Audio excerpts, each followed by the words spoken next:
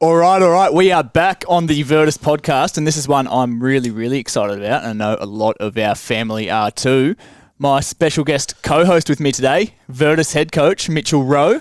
It's been a hot minute since you've been on the podcast. Yeah, nearly 3 years. Just glad we finally got a change of host. People get sick of hearing Lachlan's voice, so I get nice sick to of have it. a fresh face. I get sick of it after about 30 minutes, so I couldn't bear to think what 3 years would do to people. Why so long? I haven't been asked. Yeah. Just haven't been asked, so here we are. Fair enough. Tyler asked, I said yes. Easy as that. Would you like to fill in the family and perhaps the extended family that might not be in the inner sanctum of Virtus, might be listening from afar, what's been going on in your world since last on the podcast, 2019? 2019. Well, I finished my Masters pre-COVID, so Amy and I went to Europe end of 2019. So towards November when COVID started to happen in Europe, and then finished off my research article at 5 a.m. after a few too many vodka Red Bulls. But hey, we got it done. Masters finished. That's stock standard for you to be up till 5 a.m. though. That's not out of the ordinary. It's not, but it's a choice. So tick that off. So Masters of Applied Sports Science done. Still haven't got my article published, but my supervisor for my article actually moved uni, so he's been a little bit challenging to get onto. So what was your article on?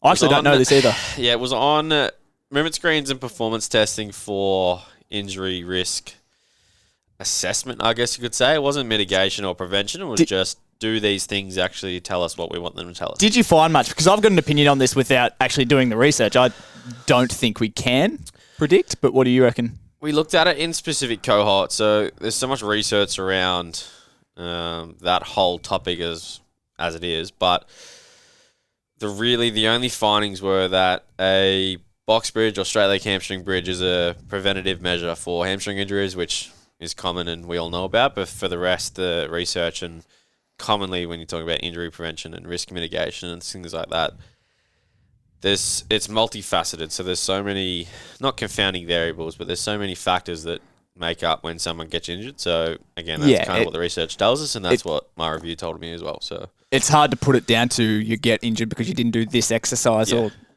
life's, and I'm sure this is going to be the theme of some of the questions you ask me. Yep. Life is never as black and white as we want it to be, and there's never one way or one answer for every question. There's lots of things that make up those confounding factors, I guess. So yeah, that's pretty much what it told me. So I wouldn't say it was a waste of time. It was something that we probably, and lots of people already knew about. But it gave me a little bit of an insight into that side of sports science and high performance, of how do you collate and understand and gather research and put it into one succinct way that's easy to understand. And I believe that's a big part of the biopsychosocial model. And that, say that 3 times fast. Yeah, couldn't do it, can barely say it once. And that things like that are multifaceted, like life stress, food you eat, way you sleep, like it all has a pretty big part on the way water. Yeah. Just waiting for you to get it in there. So all has an enormous effect on the way the body behaves, and it's just really, you can't put things down to just not doing X exercise. No. Or whatever. No, and I guess I'm sure this will come up a few times as well. Exercise and performance is complementary to everything else you do. It's, unless you're a strength sport athlete who needs to do a barbell deadlift, you're a powerlifter, you need to do a deadlift, you need to do a back squat, or Olympic lift, you need to do a clean. Exercise and performance training is complementary to everything else you do. It's a way that we spend 40, 50 hours of our life a week doing, but realistically, for the most part, it's complementary to 1,000 other things. So that's just kind of how it is sometimes. Totally. And then post-masters, I was thinking and contemplating a PhD, but with everything else that I'm currently doing and still am doing, it would mean that I would have to sacrifice some of that. And even without the things you're already doing, fuck that. Nah, I invest. I love that side of stuff. Yeah. I love getting nitty gritty, and I love taking, PhD could be up to 6, 7, 8 years sometimes. So I love taking the time to deep dive those things, but yeah, just bad timing. And I'm still contemplating it, but I had one that was kind of offered to me or put in front of me at the Trobe around ACL risk and just kind of the mechanisms of injury rather than how to prevent it, just understanding that a little bit further. And the reason that came up was a couple of girls who used to be at St Kilda with a VFLW program had done an ACL, and they were part of the study, and they were just got into talking about mentioning that someone needed to take on that PhD, but bad timing. So maybe one day, but not in the recent time, that's for sure. Expand upon your work with Saints too. Good segue. Yeah, segue. We love segues. This will be I think it's my 4th year, but it's like my 5th season, I think.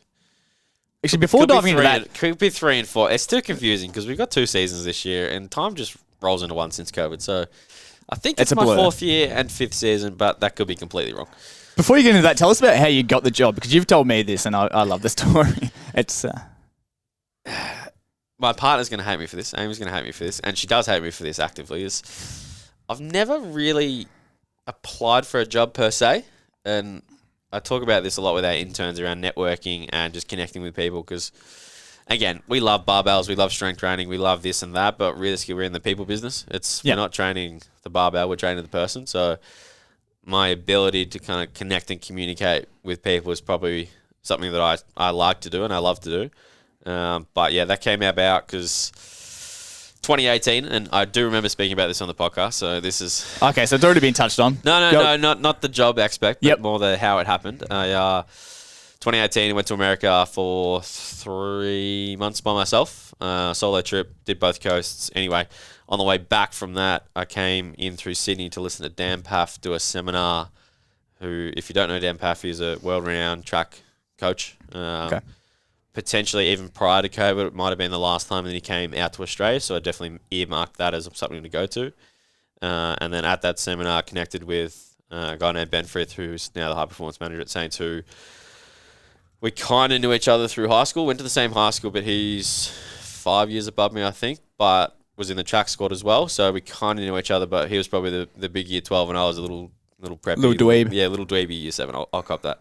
So just got connected, we knew each other, and then at that stage I'd only really done like my own kind of team sport stuff, a little bit in cricket, a little bit of athletics, but no kind of mainstream sport, I guess you could say. And I mentioned to him that I might be interested in getting into team sport, and a couple of weeks later he sent me a message saying, hey, I got a job if you're interested in it. So we got together our favourite stomping ground, Common Folk, as lots of business meetings happen. And yeah, just got chatting and kind of... Yeah. The rest is history. It's a big testament to it's not what you know, it's who you know. Not saying you don't know shit, but it's goes to show how important networking is. I'll cop the don't know shit thing too. Don't worry. You know a bit. You gave me a drive-by on the last podcast. I hate to say I was waiting for it. I don't recall it. I don't know what else has happened since then.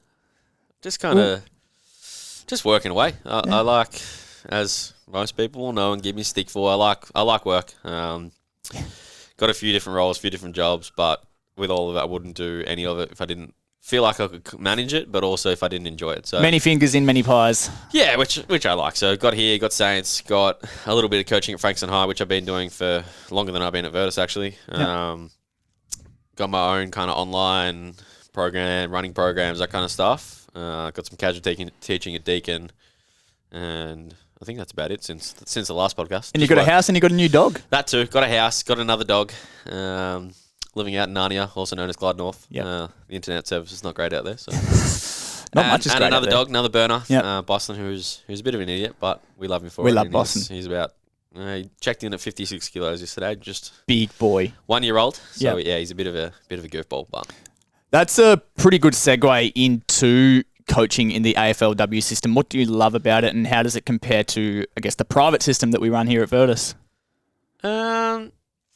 My role at Saints is purely strength and power. So Jazz, who I'm sure we'll get her eventually on the podcast. We might have as Lockie said, we might have to tie her down to the chair, but we'll get her on. We might have to drag her in and lock her to the chair, but we'll be getting her on eventually. She looks after our rehab side of things, and I look after all the strength and power stuff in the gym. So my role is get them strong, get them fast, and don't break them.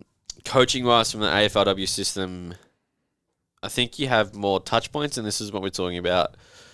Previously to this year, they mainly were all part-time workers and part-time footballers, with a couple having a full-time job and football on top of that. But this year with the pay increase and stuff like that, there's a little bit more girls focusing purely on football, which is going to be great for the game and great for the system itself. But previously to that, as we were speaking about before, like coaching the person, like a lot of the times they've come from a 8 to 10 hour day and they're mentally cooked, physically a little sore. Like pre-season for us is this year, realistically, there's only 8 weeks before we play a practice game. So it's not a lot of time to get in enough load so that they can manage and cope with the loads of the year. So a lot of it is around just kind of people managing and knowing the person. When you walk in, they walk a little bit low. You go, all right, you need a little bit of a chop out tonight. So a lot of the coaching in the AFL in the system for me specifically is more just knowing the person and knowing what they need. Like realistically, as I said before, it's complementary to what they do there. And this is probably something for younger coaches that I love to talk about is because no one loves our job as much as we love our job. But it's a really hard and something you need to learn early is that it is complementary. So you need to take a step back and say, hey, these girls here and these ladies, they're here to play football. So realistically, if they do half a gym session or they take a little bit of load off their main lifter that night or they take a set off this, it doesn't really matter. It doesn't. Yeah. They're going to feel better in the long run for not doing that. Yeah.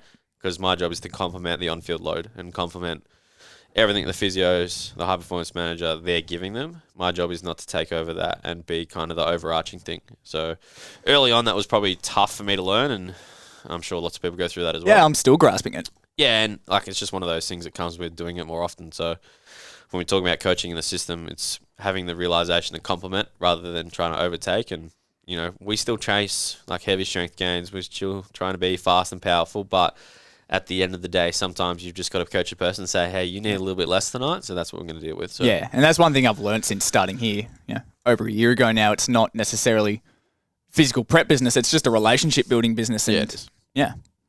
And, I think all the girls, I've been there for 3 or 4 years now, maybe 5, whatever it is. I think it's only 4. I'm pretty sure it's 4. Yeah. 5 seems a bit excessive, but our kind of core group has changed a little bit over across the 4 years, but there's still that kind of set playing group as well. So they know me, I know them. They can come up to me and say, hey, I'm pretty frightened, need a bit of a chop out, but at the same time, they don't necessarily have to tell me that. I can pick up on those things. Yeah, you're kind of reading the body language and the personality.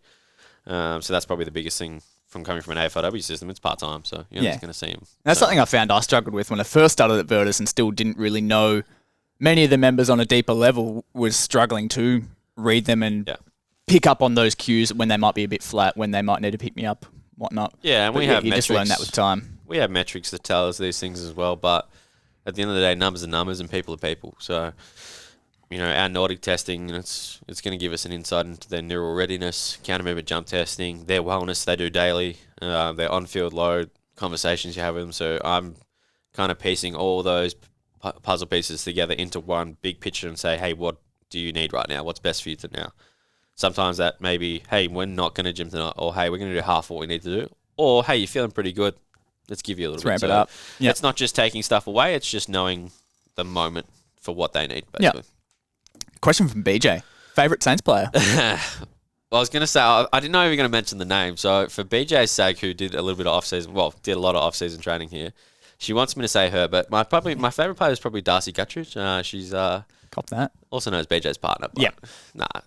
I'll sit on the fence and say they're all my favourite. Don't necessarily have a favourite per se, but... I'll tell you what, whereas I'm in total disagreement. Coaches have favourites. We have favourites. I do. Not going to say it on the podcast. Do I have a favourite? I don't think I do. Huh? No, everyone else brings something different to the table. That's it. And I'm not just sitting on the fence. Everyone brings something different. And... It was the same when I was studying health and PE and was in the classroom. We have favourite students. Got favourite athletes. Switching the lens from, I guess, team sport high performance to the private sector, what Virtus athletes have been crushing it this year? We've had a fair few, and I guess having not a lot of, international competitions for obviously a couple of years, but also state and just local level competitions, you get to see the amount of work that people did put in through COVID come through. That's probably the biggest thing that I've noticed of those that have been consistent and have stuck through their training. And we all know COVID, it was a thing. It was difficult. All we could do is kind of run and walk. And if you had strength stuff and kettlebells, great, fantastic. But it's more their attitude towards training. And from a Virtus athlete point of view, I mean, you could name 20, 30, 40 that have done great things. The event stars, yeah. Recently, we've had, obviously, Ree, who's downstairs, is our Myo currently, and Ali Lorenz, who's just been overseas, both for Oceania champs. The AFLW draft was last night. So some of those girls have floated through Virtus across the last couple of months, and they got picked up.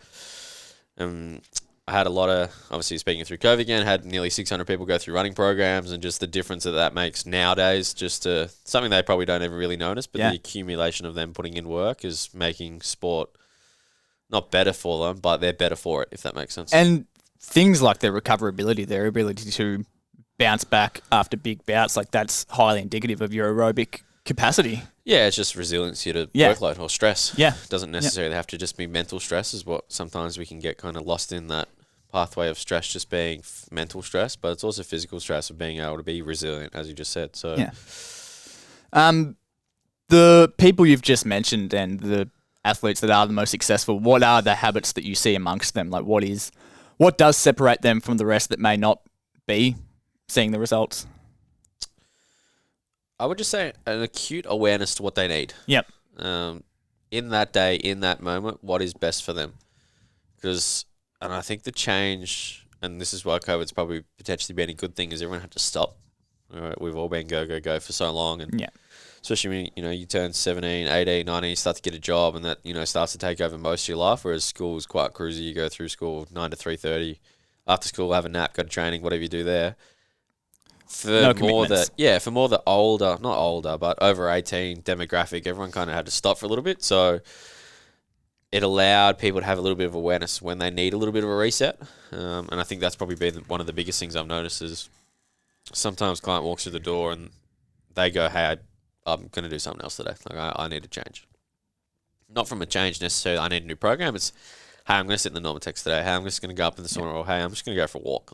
Yeah, that's it. And there is always something you can be doing no matter how you're feeling, which is something I've battled with a lot of my younger guys in the last couple of months that may have little niggles and they might have sort of a parent or another coach to answer to. Like, how do you go about in selling the value in, there's always something you can do because you made a couple of posts on social media in recent times about training with injury, and then one of your biggest gripes is battening down the hatches and just doing nothing when injured. Yep. How do we sell the value in that injuries are opportunities and there's always something you can do, especially to younger guys that may not have that knowledge or may have a parent to answer to? Yeah. I guess there's two ways of looking at it. Let's say you're a 25-year-old weekend warrior local athlete who potentially has come from a background of not overly sure what recovery things are accessible to me. Whereas compared to, let's say, some of your 15, 16, 17-year-old athletes that we have here at the moment, they have seen this recovery stuff before and they're educated around what the benefits are. So if we're looking at that kind of, not necessarily older demographic, but those that potentially haven't been experienced and haven't had the insight into that recovery, it just comes from an education point of view. It's, okay, I know that these things are available to me, and recovery isn't just an ice bath anymore. It's not just a put your feet up and have a breathe kind of thing. Like those things are, and this is something we talk about a lot, is recovery is how you feel. And you mentioned this in the last podcast. Yeah. I listened, don't worry. Recovery is how it makes you feel. So for me personally, I used to love ice baths. Even just jumping in an ice bath, that still makes me feel good now. And you mentioned about your ability to regulate stress and things like that. And I was kind of in the same boat. Whereas for some people, ice baths are horrifying and they make them feel like shit. It makes them feel worse. Yeah, they dread it. At the end of the day, recovery is how it makes you feel. So if that works for you, great. If it doesn't work for you, sure. Our biggest thing as coaches is to educate around the 8 to 12 things that they have access to or could potentially do, and let's find out the one that works best for you. Yeah. And when we're talking about injuries and things like that, is programming for us is the easiest part of our job. Rocking up to work is the easiest part of our job. So when someone comes in and say, hey, I've got a bit of a sore quad, a little hot spot on my quad, might be a little strain. Sure, easy to modify. So I think the education around the ability of the whole industry itself is programming is becoming easier for a lot more people. One, more access to resources, but two, at the end of the day, it doesn't necessarily matter what you do, because we're all going to get the same outcome. Yeah. We trust in our education system and our background, and not just coaches at Virtus, coaches from football backgrounds, that they're starting to get more educated around what's best, so that an athlete can take into account all these little factors and say, what do I need right now? So I guess it comes back to athletes being more self-aware. That's it. That's probably the change that I've noticed the most in the last couple of years. Yeah. Yeah, that's it. Like, I had young Nicky Beattie in the other day. He'd jarred his back, so we just didn't put load through his spine. He still gained a heap of strength. But there's always something you can do. You can just train around these things. Too, didn't you? Hey, stitching him up too. Mayer forgot to upload his program. Sorry, Nicky. I'll look after him, don't worry. But yeah, I think that's kind of the biggest thing is realistic. Our industry in high performance sport, especially in Australia, or just private sector, personal training, strength and conditioning, whatever name you want to put on it, it's still quite a new industry. So even from a general population point of view, and when you're talking about juniors before, who have parents who are involved, coming back to that, coaching at Frankston High School now, when we first started our strength and conditioning training in the morning, we call it Semper Squad, which for those in Frankston High, I'll give a little giggle right now. Our school motto is Optimus Semper, which means best always. So Semper meaning always. Yep. We started that, I think I came in maybe the second year of it. It would have been 6 or 7 years ago now. It was quite fresh, quite new, and I remember doing it myself, maybe starting like year 9 or 10, and we'd have 4, 6, 8 maybe rock up to these training sessions, whereas now like I've got 40 to 50 kids on a Thursday morning in a gym that all may have to get dragged out of bed to be there, but when they're there, they love being there. So I guess... So you've built a really, really good training environment in which people want to come to. Yes and no. Yeah, personally, I love to think that, but also it's the education from the parents who have now grown up with it more that they go, hey, this shit is really good, so let's get my kids involved in it as well. And I think that's probably the shift that I've noticed in the last kind of 6 years since I've been at Frankston is these numbers are growing not because the facilities and the opportunities are more. It's more the education around, hey, this is actually really good. Strength training isn't just getting jacked. This is going to make me feel good too. So the education from just the general population has probably changed over the last kind of 4 to 6 years. I mean, since I've been involved in the industry now, that's kind of changed, and that's kind of boosted everything else around athletes being more self-aware because the education, not just from us, but from teachers, from their own parents, from their own sports coaches who have just been involved in this stuff more, is now different to what it ever has been. So it's a great positive space for kids, especially. When you were discussing athletes crushing it at Virtus before, I noticed a bit of a lack of male representatives there. Did you want to highlight some differences that you may note between coaching females and coaching males? Because you obviously spent a lot of time with females at Saints and over years at Virtus too. Yeah, I never really had a, what's the word I want to put on it? Not machoism. It's kind of like that, but never like a... It's a boyish behaviour. What's the word for that? Give me a word. Just being a rat bag. Yeah, being a rat bag. I was never like that. Even as a person now, like I'm still a little bit softer than what traditionally a male coach could be. I'm not saying that they're all like that, but for me personally, I have that little bit of a softer touch, and my personality is a little bit more, despite country belief, is a little bit more quiet and a little bit more reserved.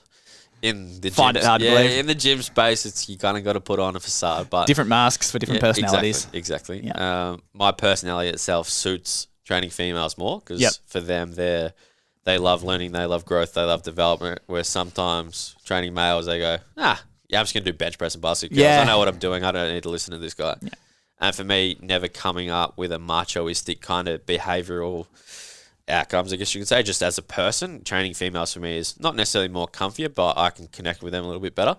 And I guess it's great, especially at the moment with so much, research, development, funding. You put any tag on it you like, being involved in female sport now, especially at a junior level, like it's a great space to be in. And the only really changes, you just have to be more conscious of like who they are, where they come from, whereas not stereotyping men into this one bracket, but typically they love dunking, they love bench press, they love bicep curls, they love running fast, they love running lots. There's lots of we're very aggressive. That's just who we are when we're talking about sport. Yeah, a lot of energy, and that's something I've learnt while coaching the young Mount Martha Junior Footy Club boys. I embrace that energy, and I just like to let them be boys. I like to let them have their dunk offs. Yeah, I sit in the corner and I just coach my little clients. Like to let them break the lights with a med ball keg toss. No, and training females, they're still super competitive. It's just a different way of being competitive. Yeah. It's not so in your face and involved. Yeah. It's more go about my work really well, and then I'm going to show it up to you. Yeah. So training males and females is still very simple and still very similar in its like essence. It's just the way that you communicate and behave with them is potentially a little bit different depending on who's in front of you. Yeah. And like you speak about Nick before, Nick's not exactly the loudest kid going around. So the way that I communicate with Nick is similar to how I communicate with other male clients and other female clients. Is you're just painting the picture to the person. Yeah. Different masks for different personalities. Yeah. And from a training point of view, like especially our girls at Saints, they love getting jacked. They love doing their basket curls on their arm farm. we had one of our Irish recruits who we got over from West Coast in the gym on, what's today? Today's Thursday, so must have been Monday night. First training session, first arm farm. And for those listening to the podcast who have done an arm farm before, makes you feel pretty good, but it's quite taxing to the upper body. So all the girls are giving her a little bit of stick around their first arm farm and stuff like that. So they still love that side of things. It's just the way they go about it is different. So from like taking a step back perspective, not a lot really changes when you're coaching males and females. It's just a different way of doing it. Yeah. You have to be a chameleon, basically. I love it. Yeah, that's something I think you taught me in the mentorship. Different different personality. Yeah. You adapt to the personality that they provide. Yeah, and for me personally, like I'm quite an introverted person, but not many people will know that or believe me when I say that. But I can sit on my own anywhere and just be content doing what I'm doing. Yeah. Whereas like inverter sometimes, and you'll hear it, and people will tell you like you got to be out there and definitely yell and scream. You got to be able to flick that switch and exactly. So provide that energy. Just being chameleon, personality chameleon, whatever's right for the moment. And that's not saying that I'm always right for the moment. Like I absolutely get it wrong sometimes, and that's completely fine. That's just wouldn't say it's normal or natural. It's just something that happens. So we got to adapt and overcome that. So. And that's needed to pick up the energy on the gym floor too. Hooking back around to females, where you've said it's improving, where has the industry gone wrong with it in the past, female athletic development? Who knows? Haven't been around long enough. Yeah. Because like for me, like I've only had positive experiences because there's more education, more exposure is probably a better word. Yeah.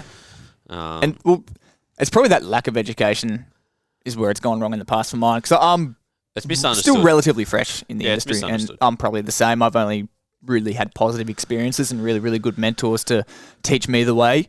I'm absolutely not qualified to talk about it. Yeah. I'm sure if you get some of those, female athletes on, they'll talk for hours about it around, things that could be better, because when we talk about exposure and education, it's sometimes you just don't know until you know, and it's hard to break that kind of barrier, especially would have been from like a long time ago in the industry. But training females isn't calorie deficits. It isn't hip thrusts and, booty bands. Circuits. Yeah, booty bands. I wasn't going to say it. Booty bands, my pet hate. But it's not just revolved around that. Like, it's just the exposure brings on the education, and the education brings on the empowerment. So I couldn't tell you what goes wrong. Yeah.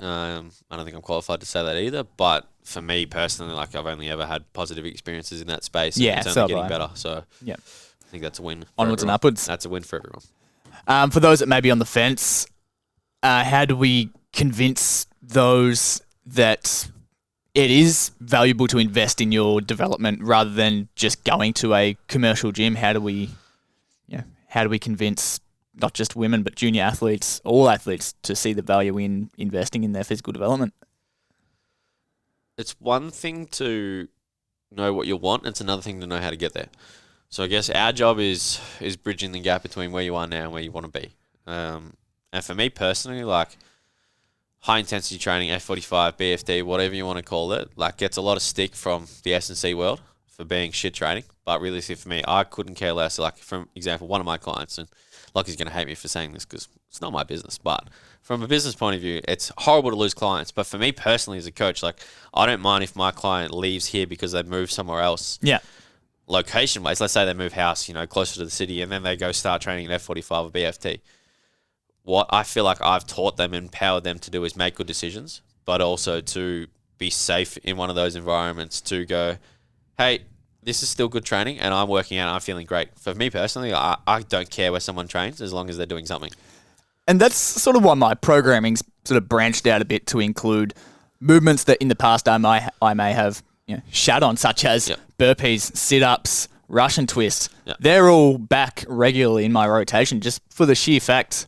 I can't remember who brought it up. I was just listening to a podcast a few months ago, and you don't know where your athlete or client might end up in the future. The best thing you can do is get them in a state that's robust enough that they are prepared for whatever that new coach may throw at them. Yeah, and good training is good training.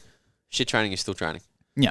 If you're still moving, the benefits of moving over not moving still outweigh the type of training you're doing. Yeah. And for me personally, and as I said before, if my client moves somewhere to another gym or something like that for any sort of reason whatsoever, I don't necessarily care as long as, for me personally, I want them still to be doing something because I care about their health and lifestyle. Yeah. Like there are far too many people not meeting the minimum physical activity movement requirements to be putting barriers on what is good training, what is bad training, what we should be doing, what we shouldn't be doing. I think we just embrace all movement is good movement. Yeah, and like what is good for one person is not good for another. It doesn't mean it's bad. And what's bad for some person is prove it. Tell me it's bad. Yeah. Bad training. But you can't. Okay, burpees, for an example. Okay. Yeah, it's not necessarily the greatest exercise, but sometimes if you do 10 burpees, you get a little bit of sweat on. Yeah. Who cares? It's hard. It doesn't matter. Movement's movement. Any more on that? Don't think so. I've got a little game to break up the podcast. You don't know I'm doing this. It's a bit of word association. My favourite. I am going to read out a bunch of words or phrases, sentences. You're going to give me the first Virtus athlete that comes to your mind when you hear each one. And there might be a word such as disciplined, and there's a lot of athletes that come to mind. I don't care. I just want to hear the first athlete that comes to mind when you hear each of the words. Yes, boss. All right. Disciplined. Shane Scott. Saw that coming. Funny. Finn Whitty. Rule 11. Read your program. Oh, all of them. Tardy. Like late. All of them. The parents. Sophie Swanton. The parents She'll are like okay. that. Yeah. Soph will like that one. The parents have leeway. Soph has an 8-minute window. Yeah. We start training at 6:08. If she's not here by 6:08, in my mind, she's not coming. Used to be 6:04. That's sort of been pushed out by a minute over the past few months. Punctual.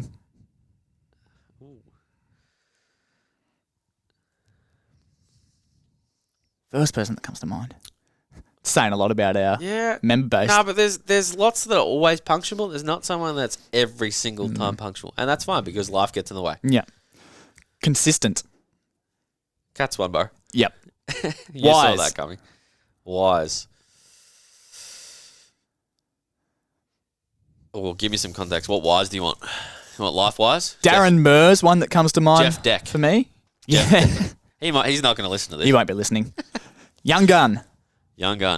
Nick Beattie. Got nationals Yes. this week. Good luck, Nick. Good luck, Nicky. Sunshine. Jamie Howlett. Yeah, good answer. Steph Newen for mine. Jamie's a good answer too. Most likely to get famous. This is me answering the questions. Yeah. You answering the questions. I just like to put my 2 cents in. What was the next one? Most likely to get famous. For a good reason or a bad reason? You decide. Oh, most likely to get famous. Let's go. Beck Wallace. Oh boy. Anti-fragile. Mike Bazine. Yeah?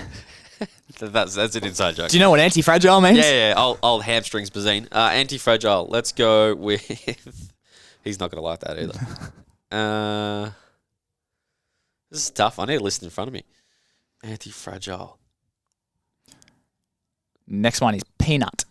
Oh, half of them, all of them, you name it. Peanut. Matilda Argus. Oh, that's stiff. Corporate. Jeff Deck. Most likely to get arrested. Mike Bazine. Never leaves. Nah, it depends. You're talking about across the years or in a session because that guy takes 2.5 hours to do his sessions. Yeah. Never leaves. Who's been here since the start? Leroy Jenkins. Nice. And procrastinator. Oh, lots of them. I'm going to go with... I'm going to have to go with Sophie again. I'm going to have to go to Mike Bazine for the last 3. It's hard with a list in front of you because when you get on one, you go, yeah, because we all have the same things that we do. Now, I'm not going to read all of them again, but just for your Saints girls now. Disciplined. Oh, Kate Sheila. Funny. Jess Matten. That hurts me to say. She'll get it. Tardy. Liv Vesley. Consistent.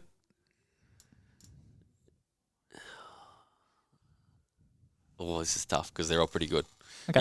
You don't become an athlete like that Yep. without being consistent. Yep. So, Yep, fair enough. Peanut. Jess Matten again. Most likely to get arrested. Oh, I'd say Tilly, but we just traded Tilly to Hawks, so I'm gonna have to go. Yes, it's going to be Jess Madden again.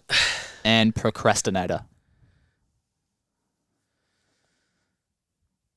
None of them really procrastinate. Yeah. We don't have time to procrastinate. Same thing. I guess if you're at that level, you're not fucking around. Yeah, exactly. And like we know, we get to, our meeting starts at 5:30. We're off the track by 7:30, 7:45. We're out there by 9. So it's not exactly a environment where you can No sit time around to and have a fuck around coffee. whatsoever. Yeah. Hey, few dot points from the Virtus members. We briefly touched on your pooches before. How are yours so well trained at keeping off the black matting, which is essentially where all the squat racks and big lifting happens? Like, you're all over that. And a lot of the other dog owners are not over that. First of all, I'd rather not have my dogs, who not exactly the cheapest dogs in the world. Also, I don't want them to cop a barbell in the head, and I have to take them to the vet. So, but a question for you: how do we change behaviour? Reward good behaviour. Exactly, consistency. Yeah. So from the start, it's just training. Dog training is super simple. Would you say dog training is like human training? Absolutely. I was just about to go there. It's consistent. It's rewarding good behaviour. It's understanding bad behaviour, but not shaming bad behaviour. Yeah. Wait, you got to bring him back in line. So early on, set standards. How have you created a gym culture? Because you're part of the furniture here. How have you created a gym culture in which everyone feels comfortable? It just comes down to being a personality chameleon again. Yeah. I know for some people I've got to get up and about, and I was saying this to a couple of our interns last week before, when I had the under 18 Mount Martha girls in. Yep. Might have been Matt Harrington I was saying this to, he'll like a shout out. Saying this to Matt, that sometimes in those environments, for me, like, I got to go full white girl. And I'm so okay with that. And his comment was, you know what, you're pretty good at that. So, but for a bunch of under 18 girls who are doing potentially a one-off session, or they're not here consistently, it's making this environment feel comfortable for them to be themselves, but also to have a little bit of fun and enjoyment depending on what they need. And you get a vibe of the group, and you just got to pick out a few of them that you go, all right, you're the troublemaker, you're the one that's off with the fairies, you're the leader. You just find out those people in the group and your leadership style. That's funny. Bring them in. They're the three personality types I picked too. Yeah. A peanut, the captain, and then maybe someone that's not quite all there. In that under 18 group, we had one that just completely off with the fairies all the time. Yep. And not because she didn't want to listen to me. That was just who she was as a person. Just off with the fairies. And it was so funny because as soon as I said something, off with the fairies she went. And it just became a thing for the night where you just let her know that she wasn't listening again. And she could tell it was getting to her. No, that's great. But no, with that comfortability, I mean, like, being here for, this is coming, I think it was about 6 years I've been here for now. Like, we probably had 500, 600, I don't know what the number is, hundreds of clients come through Virtus who all come from different walks of life with different backgrounds and different personalities and different approaches to training. Some people may have negative training experiences before. So when it comes to creating an environment, it's about creating a positive environment for that person. And for someone who asked that question, I know who asked that question, she is more quiet and reserved. So for me, I'm not going to be in her face and yelling at her and telling her to go do this. You just let her cruise through her session because that's what she enjoys. Whereas for some people, you've got to get yourself up and about and go, wait, I need you to bring you with me. Let's go for a ride. And it's me being a little bit silly, a bit yelly, but not necessarily in their face, but being a little bit more energetic. So it's just knowing when to push, when to not, and just who's in for your environment and what each person needs. Because just because there's 8 different personality types, it doesn't mean you have to pick one out and go, hey, I'm going to be this person for the hour. It's you turn yourself on and on. And for me, how I do that is, you're good. You got everything you need. Like, it's just making little checkpoints to say, I'm still here if you need me. It's not, and we're talking about coach position with our interns as well. Like, where you position yourself on the floor is super important when you're managing. I know for our system, we have VGT, who's group training. Everyone does the same program. Whether you've trained for 6, 7, 8 years, 10 years plus, or it's your first week, it's the same program. So for those people who are new to training, it's still potentially a little bit confronting. So, hey, I'm here for you if you need me. Whereas we have VAD, so everyone's on their different programs, and we're trying to. My coaching way is basically being a traffic manager and putting everyone in their little spot so they can do about their thing as best they want, but still being, hey, I'm here if you need me, and being in a position where I can see everyone and doing everything. I'm not, stuck in the middle of the racks. I'm on the turf mainly, just kind of watching over everyone. So I guess that comes back to the comfortability part. Yeah, that's something I've had to learn too, is how to be a bit more soft-spoken and cater to, I guess, that personality type, because that's something I'm really bad at going, there, and I don't say I go there. Tough love is not also that horrible sometimes. Yeah, I probably much prefer to be a bit of a rat bag, and like I enjoy having those groups of young boys and being a bit of a rat bag with them because it's probably indicative of what I was like in school too. Yeah, I need like 3 coffees to be able to do that. I don't know if it's just me getting old and cynical, but I need a few espressos to get myself up for that one of those ones. A few new tropics. Yeah, Sean, shout out. Why? Well, we have touched on this, but again, why is a coach and athlete relationship so important for success? Our job is complementary. Yeah.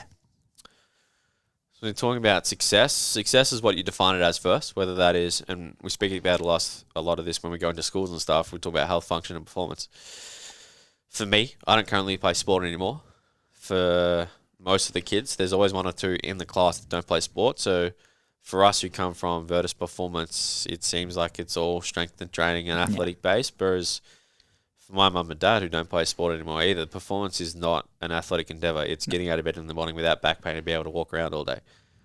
So for that environment, it's, okay, what do you need best? Do you need to have a little bit of hip mobility? Do you need to run fast? And when we're talking about that coach-athlete relationship, it's what do I think you best need? What do you think you best need? Let's join them together and let's work out a little bit of a plan and a process. And when we're in a service-based industry, our job is to deliver results, no matter what they look like. And for some people, that may be weight loss, muscle gain, something like that. Some people may be getting out of pain. The coach-athlete relationship is strengthened by knowing the person, getting results, and then being able to communicate with them and say, hey, you're drifting outside where we think is acceptable, let's bring you back in. And I think that's something that probably being in a service-based industry, a lot of people struggle with is I don't want to lose a client. Whereas sometimes you need to lose a client because that's the best thing for them. Yeah.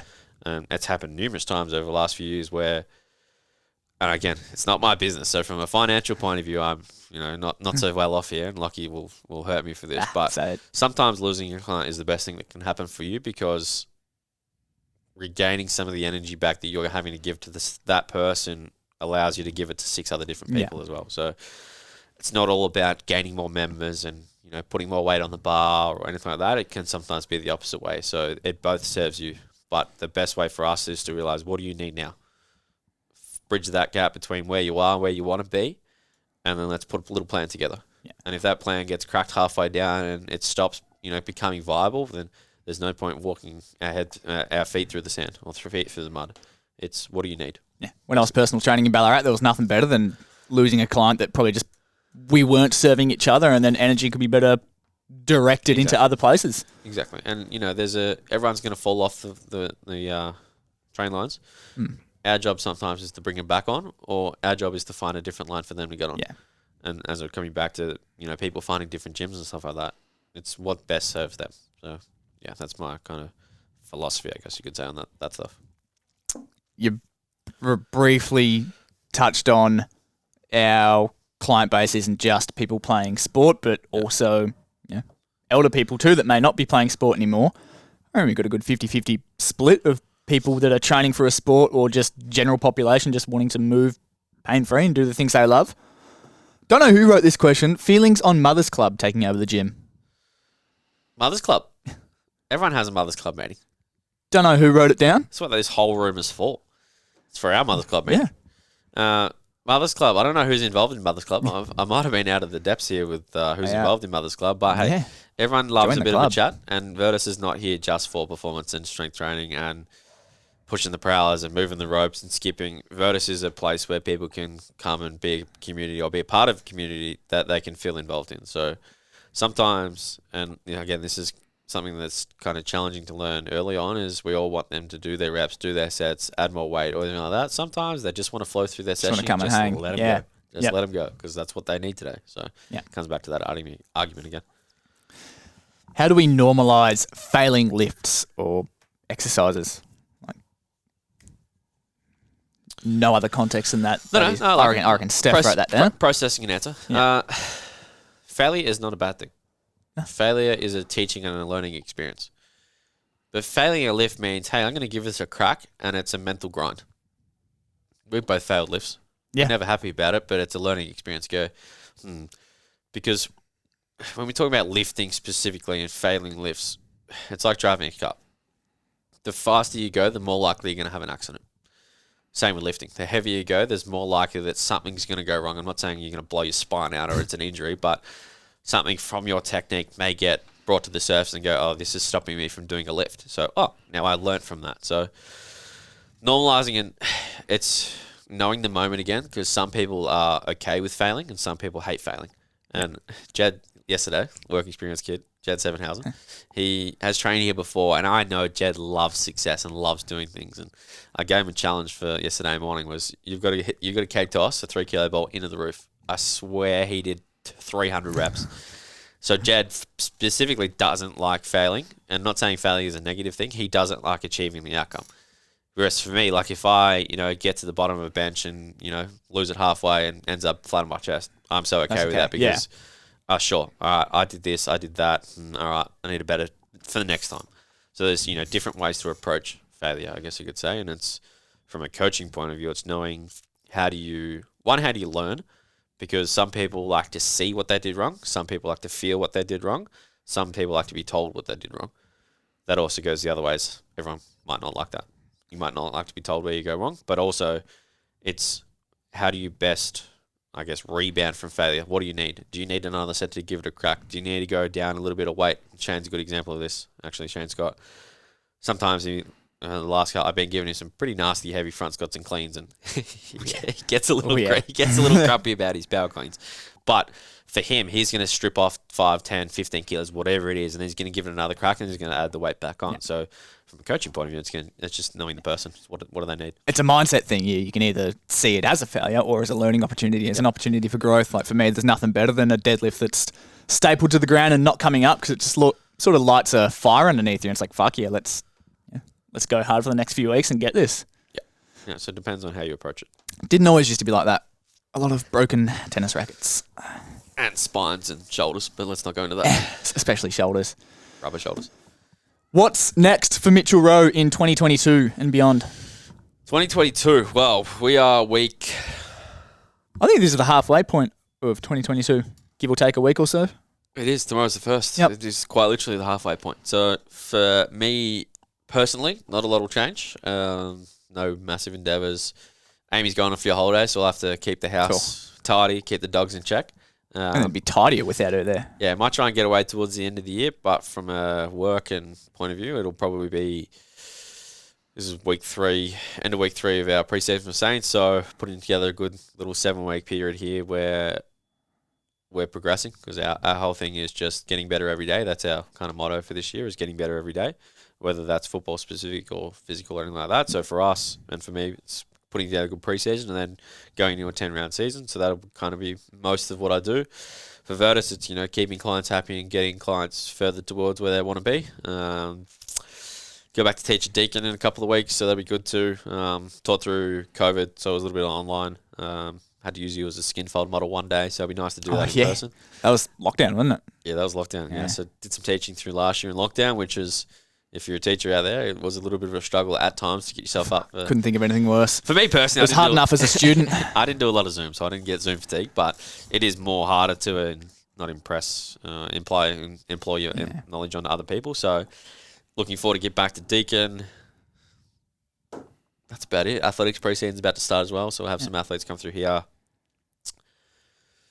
Franks and I, normal. Just keep the kids having fun, get more people healthy. There's probably one thing we didn't touch on. Deacon, how did you find the old online COVID learning experience or teaching experience? Was that something you always wanted to get into, like university lecturing? Not tutoring? Necessarily until I kind of went through uni, and I love teaching people, but I didn't necessarily realise that uni was an option probably. That it's not super easy to get into teaching at uni, but realistically you only need to do the degree or one above. I think it's one above. Do the degree, one degree above what you're teaching. Is that another case of not what you know, but who you know? Yep. Yeah, it was. Yeah. Our my master's course coordinator put up a little group in our LinkedIn, Lockie's favourite online platform. Put in a post on our LinkedIn saying, hey, we're looking for casual demonstrators for uni for this semester. And at that time it was COVID, so life wasn't as busy. Why not? So, why not throw my hand in the ring and, just keep filling in holes that they need filled, and that means just sometimes I go, hey, we need this hour filled, and if it fits, yeah, sure, why not? I'll just do it. So probably not something I really realised was an option, but have enjoyed since. I guess looking after our mentorship here, it's still teaching and educating, but a little less formal. Whereas teaching at Deakin, I find challenging but fun and enjoyable, mainly because for me, I'm not exactly the most the tallest guy going around, and maybe not the most old guy going around. So some of the students, not kids, because I keep saying kids, some of the students that I'm teaching at uni have had kids, way more life experience than me, and I've done way more in life than I have. But I'm trying to stand up in front of them and educate them on the things I know. So that was probably a challenge at the start. Is not am I ready for it, but are they going to actually listen to me? I guess that comes with everything. Some of our mentorship students, like one of it at the moment has a child. Like, how the hell do I teach you something? Like, you've got way more life experience than me. So. That's a real big imposter syndrome thing that I still deal with, like coaching people that have a bigger bench press than me. Yep. Like, they're stronger than me, better than footy at me, and I'm trying to coach them how to do things. Like, it's... Yeah, and if we're going to go down that path, a lot of it, and this is common for a lot of coaches, is like, well... It's more, I think, more like sport-specific coaching. For an example, let's say a football coach that played 200 VFL games. I'm not targeting anyone, I'm just throwing numbers out there. A VFL coach, a VFL player played 200, 250 games, whatever, and now coaching at local level. Let's say I go and take over their high-performance role at a local level. For me, it's like, okay, you've got all this experience, and for them, it's like, does this guy really know what I've been through? So... Yeah. For us as coaches, it's taking on all those experiences that our clients give us and then putting together our own way of doing things. Yeah. And for them, I think it's a learning experience, and it kind of correlates me back to uni as what can I give to you that you can't give to me? From a uni perspective, is how can I teach you some of the things that I know? From a life things, I want to learn off you. You tell me everything you know. And my big thing with teaching uni is I don't necessarily remember all of my demonstrators or tutors. But no way. For me, I want to be someone that they, in a few years' time, go, hey, Mitch, I remember you going through this. Like, can we catch up for coffee and go through that? I don't necessarily have to be friends with them, but I want to have a relationship even with the people that I'm teaching that in a few years' time we can re-catch up and nothing's really changed. Yeah. And for me, like, that's something I didn't get at uni. And you'll know being through first year uni, you kind of just get thrown head first and go, here's uni, here's a report, learn out how to write it. There's no one really helping you along the way. Yeah. Although I've got to say, at my time at Fed, I'm probably different to every other experience that I've heard of, where we did have a really good relationship with our tutors, but I know that's rare. And the biggest thing that I find on that is marking first year assessments compared to marking third year assessments. Like, there's a massive learning curve of bringing yourself up to a uni standard, coming from a year 12 standard. So how can I help bridge that gap and help first year students be more comfortable at uni? I guess is probably one of the bigger things as well. Yeah. Splendid. Hey, any more? Don't think so. I don't think there's any other questions. This is good. I enjoyed this one. We're sitting at 53 minutes at the moment.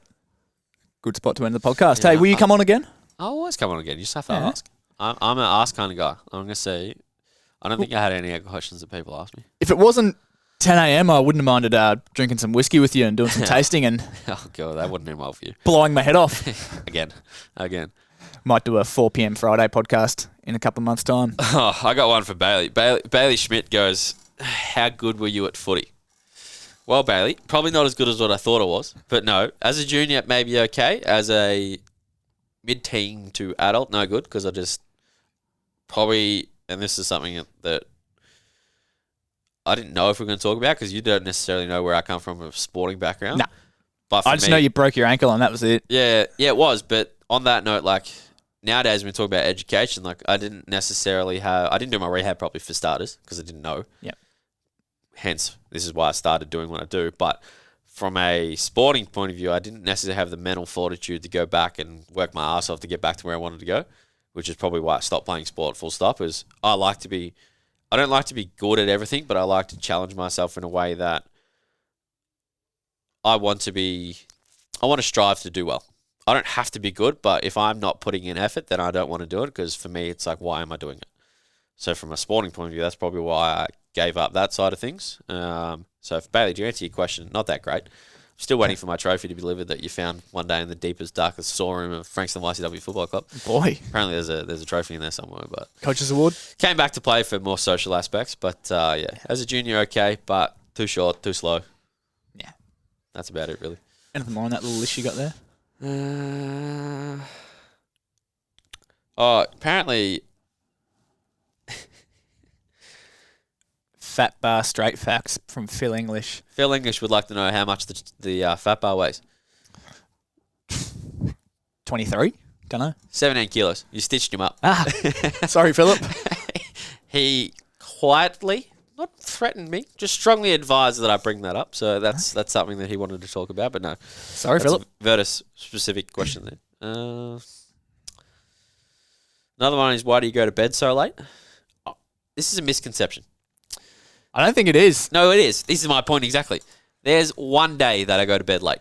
One day, and that's a Sunday, because I do all my programming and all my coaching stuff on the same day. Meaning that I may start at 3 p.m. and I may finish at 5 a.m. But I still get my adequate and required amount of hours of sleep. So I still plan, my life is planned around 6 hours of sleep, no matter what I do, or 4.5, because I know I can. I know, but for me, that works for me. I know that I can survive off 4.5 to 6 hours of sleep, and we're talking about sleep cycles, and we'll get into this on another day, but that works for me. So if I still go to bed at 5 a.m., the only reason I do that is because I know I don't have to get up until 11 a.m. the next day. So misconception. There's only one day that I do stay up late. But for example, if I come here, Virtus, for a 6 a.m. shift, my first alarm goes at 4:30. So I'm in bed by 10:30, 11 o'clock that night before. So misconception. Yeah. Even I've got to agree, there are a lot of people thriving on 6 hours sleep. I think we do get married to our got to have your 8 hours, but a lot of people doing well off Same 6. as recovery. Same as recovery. It's what works best for you. That is not me. I need 7. If I'm not getting 7, I'm done. Yep. So I know I can survive on that. So misconception question. Not always up to 4 a.m. I've seen some weeknights up till 3 watching American sport and soccer. Worth it, though. Worth it. And I think Benny Riesenberg has What happened to the Celtics? Hey, don't do that to me. Don't do that. Still fresh. It's a wound. Benny Riesenberg, what are your biggest influences and sources of education in the industry? Oh, sorry, Benny, I must have missed that one.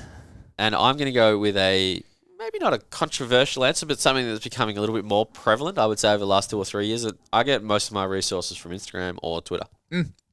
Same. Copped a bit of shit early on for, not me personally, but it copped a bit of shit for being a place of resource because, as we know, there's so much... It's a jungle.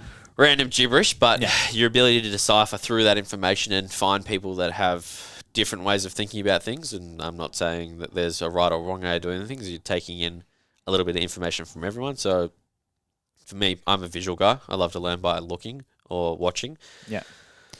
So Instagram's a great platform for me, Twitter, because, I know 3% of what I could know around this kind of stuff. And even though I've been doing it for 6 years and feel like I have a pretty good grasp on how I like to do things, like there's still little things you can take in from everyone. So for me personally, Instagram, Twitter, I still really like reading research. Jump on Google Scholar, or now that back teaching at Deakin, got access to the Deakin library, so typing in a few key search words, and if you've ever done a data unit at uni, you know how to write in your search words to find something specific. So I still like deep diving research, and I probably don't get as much time as I like to do anymore on that kind of stuff, but they're kind of my 2 main sources of information. What about you? I'm going to say the exact same. And also probably financially investing in the mentorship programs of those that are well established above you. So if you're looking up to someone that's doing really good work and it resonates with you and you want to learn off them, I think surrounding yourself with the people that are doing better than you and are in positions that you want to be in is the best way to go about it. So it's why I got a job at Virtus. It's why I, once or twice a year we'll invest in an online mentorship from a account that I follow and I really enjoy. So I've just done Angus Bradley's late last year.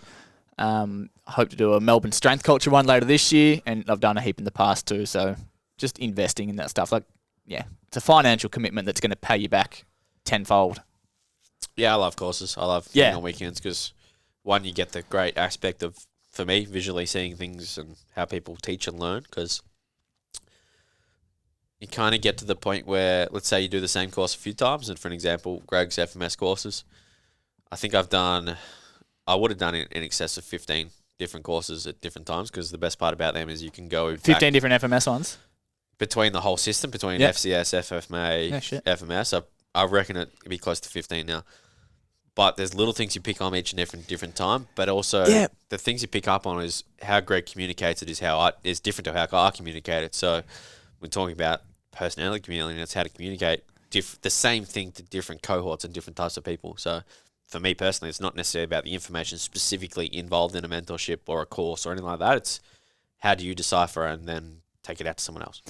Yeah, that's it. And when I did my first ever short course in early 2017 at a Christian Woodford workshop, and it was when I was doing my health and PE and had a Cert 3 in fitness and had no experience whatsoever and didn't know shit. Like, it was mind-blowing to me. Like, the whole weekend was just all these massive nuggets of information. And now I'll do a short course or a course and...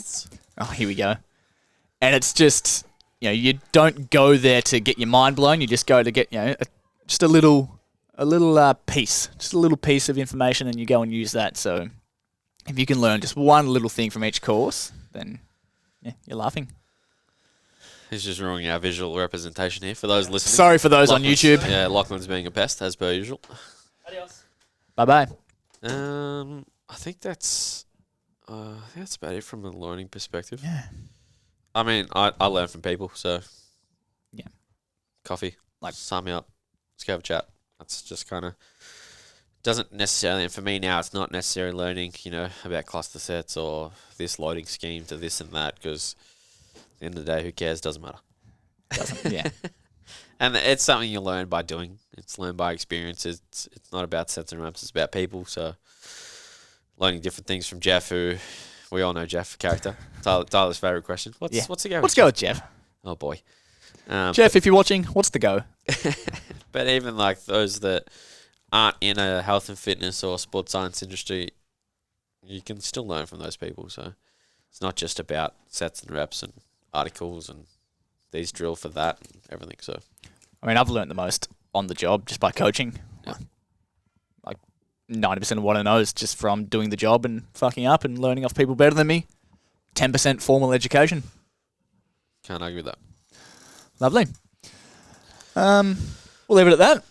Yeah, I think that's all. I don't think there's. I'm quite happy with that. I don't think there's anything else anyone wants to talk about. No, not at all. I'm cooked. I'm done. Early morning for you. Very early. Been an absolute pleasure. Thanks very much for tuning in. Next week, Mr. Greg Day will be sitting down with Lockie Wallace. That is huge. That's going to go for 3 hours. That'll go for 2. Might have to be a 3-parter. I'll be having a week off. Good week to have a week off too. Lovely. Thanks for tuning in.